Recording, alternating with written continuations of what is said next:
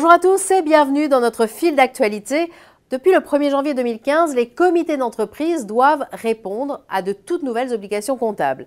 L'Ordre des experts comptables a dernièrement rappelé ces nouvelles dispositions par un courrier à tous les comités d'entreprise et les seuils d'assujettissement viennent d'être fixés par décret. Nous avons fait le point avec les éditions Francis Lefebvre. Au sommaire, 1. Les nouvelles obligations comptables, 2. L'étendue de celles-ci, 3. Les autres documents comptables imposés, 4. La consolidation des comptes et 5. La certification des comptes. Top chrono, c'est parti. Quelles sont les nouveautés par rapport aux obligations comptables précédentes? Jusqu'à présent, les comités d'entreprise avaient peu d'obligations d'ordre comptable et n'étaient tenus qu'à l'établissement d'un compte-rendu détaillé de leur gestion financière avec une grande liberté quant au format des comptes. Pour les exercices ouverts à compter du 1er janvier 2015, le Code du travail les place désormais dans le champ d'application des règles de la comptabilité commerciale et leur impose d'établir des comptes annuels selon des modalités qui seront définies par un règlement de l'autorité des normes comptables, ANC, non encore paru à ce jour. Quelle est l'étendue de ces nouvelles obligations?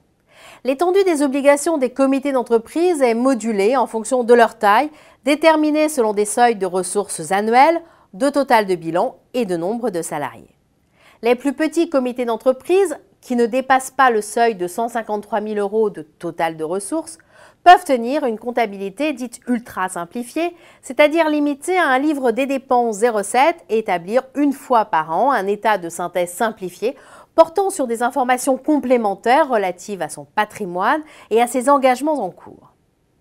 Les comités d'entreprise de taille moyenne peuvent, quant à eux, adopter une présentation simplifiée de leurs comptes et n'enregistrer leurs créances et dettes qu'à la clôture de l'exercice. Ces comités ont en outre l'obligation de confier la mission de présentation de leurs comptes à un expert comptable. Ce sont ceux qui ne dépassent pas, pour 2 critères sur 3, les seuils suivants: 50 salariés, 3,1 millions d'euros de ressources annuelles, 1,55 million d'euros de total de bilan. Enfin, les comités de grande taille qui dépassent les seuils précités sont tenus à l'établissement d'un bilan, d'un compte de résultat et d'une annexe. Tous les comités d'entreprise, quelle que soit leur taille, doivent en outre fournir des informations sur les transactions significatives qu'ils ont effectuées. Quels autres documents comptables leur sont désormais imposés? Tous les comités d'entreprise doivent établir un rapport présentant des informations qualitatives sur leurs activités et sur leur gestion financière de nature à éclairer l'analyse des comptes par les membres élus du comité et les salariés de l'entreprise. Le contenu exact de ce rapport a été précisé par décret et dépend de la taille du comité d'entreprise. Il se substitue au compte-rendu de gestion financière établi pour la dernière fois fin 2014. Les comités d'entreprise doivent-ils également établir des comptes consolidés? La question de la consolidation ne se posera qu'à partir du 1er janvier 2016.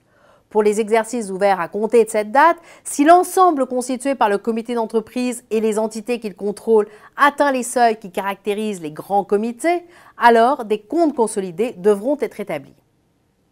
Le rapport sur les activités et la gestion financière portera sur le groupe dans son ensemble. Enfin, les comités d'entreprise doivent-ils faire certifier leurs comptes? L'obligation de certification des comptes s'appliquera elle aussi à compter de 2016 pour les grands comités d'entreprise qui devront nommer au moins un commissaire aux comptes et un suppléant distinct de ceux de l'entreprise à laquelle appartient le comité d'entreprise. Les comités d'entreprise soumis à l'obligation de consolidation devront quant à eux nommer 2 commissaires aux comptes. Voilà, c'en est tout pour aujourd'hui. Merci de votre attention et à très bientôt.